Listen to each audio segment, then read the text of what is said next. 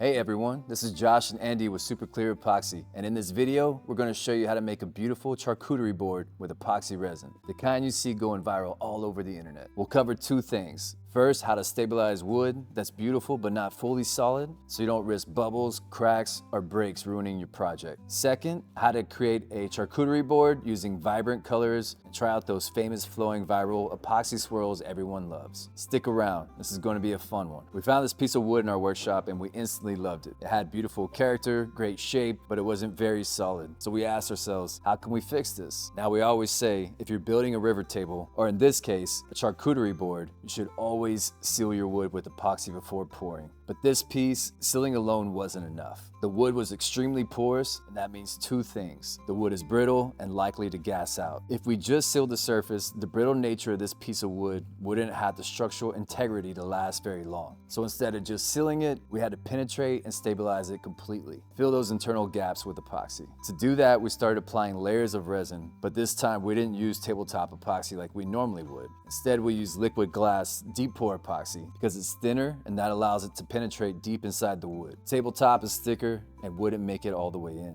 The trade-off, liquid glass takes longer to cure than tabletop, so the wood won't be ready for a few days. But it's totally worth it for the results we're after. Solid, stabilized wood that won't bubble, crack, or fail when we pour it over. Now, how many layers of deep pour do you need? That depends on the wood. It's not an exact science, it's something you can see with your own eyes. At first, the epoxy just disappears as the wood absorbs it. But as you keep applying, you'll start seeing it pooling and sitting on the surface. That's the moment you know when the wood can't drink in anymore. A few days later, we came back and the resin had fully cured. The wood was now completely stabilized from the inside and slightly heavier than before. That's exactly what we wanted, a solid sealed slab ready for action. But because we had to let it drip in the buckets while it cured, there were hardened resin drips on the underside, plus some imprints from the bucket themselves. So the first thing we had to do was sand all of that off to get a perfectly flat surface.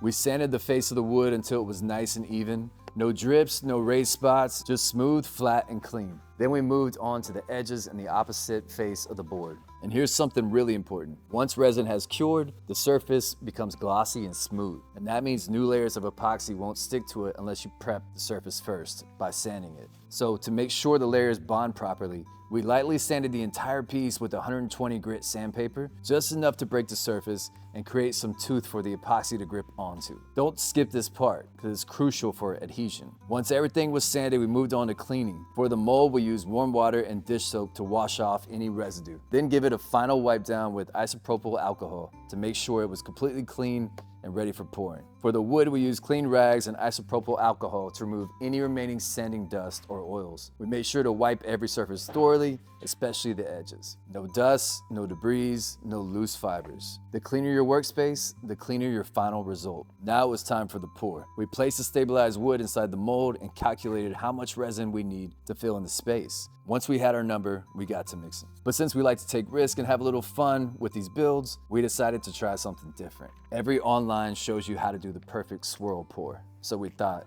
why not show you what happens when we do it wrong? We prepped 2 buckets of resin, same base, same deep pour epoxy. In one bucket, we added a pink mica powder, and in the other, we added blue. We mixed both colors thoroughly until they were fully blended and smooth. Then we poured both colors into the mold, flowing them side by side. Now here's where it gets interesting. If you want those perfect viral multicolored swirls, the key is timing. After pouring, you're supposed to wait. Let the resin settle and thicken a bit until it hits that tacky phase. That's when you go in and gently move the colors to create those gorgeous ribbons of motion that hold their shape. But instead of doing that, we mixed it right away. We grabbed our sticks and started creating the swirl shapes immediately after the pour. It was way too early. And trust us, you're going to want to see the result. Sometimes the best way to learn what to do is by watching what not to do. The next day we came back to check on our project, and well, this is what the resin looked like. Can you guess? Yep, pink and blue mixed together created a sort of greenish color. What happened? Because we mixed the swirls way too early. The 2 colors kept blending inside the mold, and as the resin cured, instead of this beautiful defined swirls, the colors combined completely.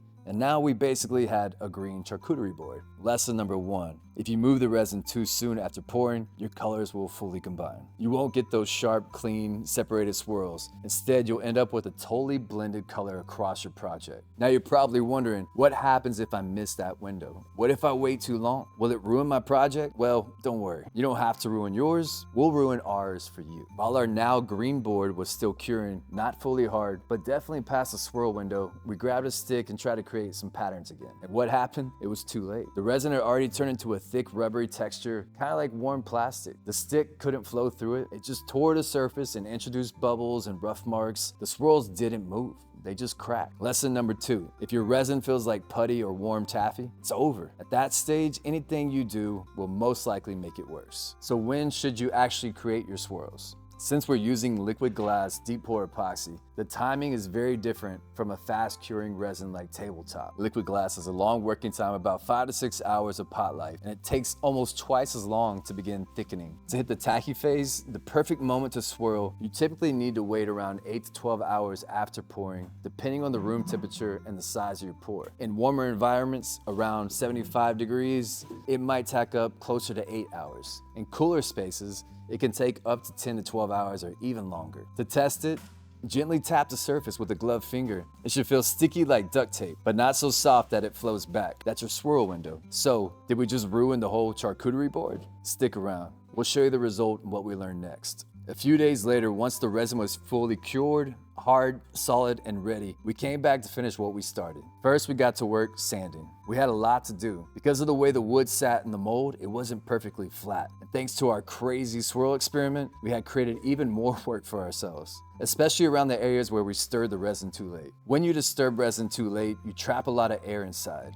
And sure enough, we had tiny bubbles embedded in the surface. So here's how we tackled it. First, we sanded the top surface of the board to get everything even. We started with the coarse grit, 80 or 100 grit sandpaper to knock down the high spots and flatten the surface quickly. After that, we moved up gradually to 120, then 150, then 220 grit to smooth out the texture and get it ready for sealing. Important tips when sanding resin and wood together. Keep the sander moving at all times. If you hold it in one spot, the friction can heat the epoxy and cause it to gum up. Use light pressure. Let the sander do the work for you. Sand evenly across the entire surface to avoid creating dips or low spots. As we sanded, the small bubbles trapped inside turn into tiny little craters, small holes where the bubbles had been. That's completely normal when fixing a pour like this. But now those little holes were filled with sanding dust, and you can't leave that dust there, because if you seal over it, it'll get trapped inside the final coat and look cloudy or dirty. So you wipe the entire surface carefully using clean, dry cloths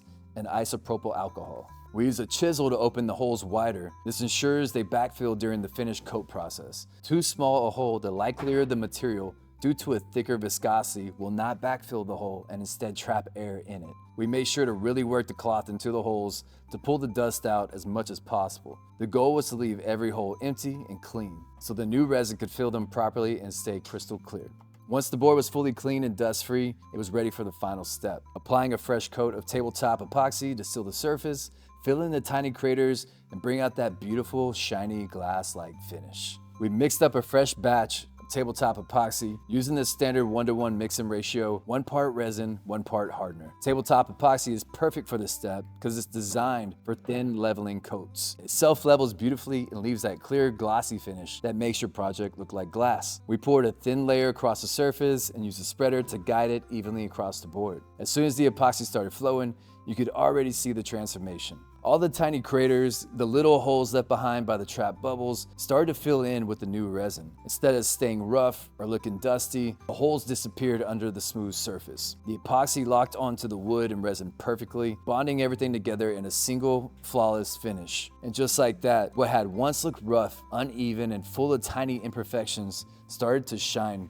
brilliantly. It's like the final coat woke the entire project up, bringing out the depth in the colors, the characters of the wood, and that beautiful high gloss look that really makes the charcuterie board pop. And now, here it is, our final project. Despite all the crazy experiments, early swirls, late swirls, trap bubbles, and sanding battles, the charcuterie board turned out awesome. It's shiny, smooth, full of character, and it definitely tells a story. We're really happy with the results, and we hope you learned a ton from everything we showed you in this video. Sometimes the mistakes are just as valuable as the successes. Thank you so much for watching and hanging out with us. If you like this video, hit that like button, subscribe, and leave a comment telling us what you want to see next. Thanks again for being here with Superclear and with us, Josh and Andy. Until next time, coat better, pour better, be better. Superclear.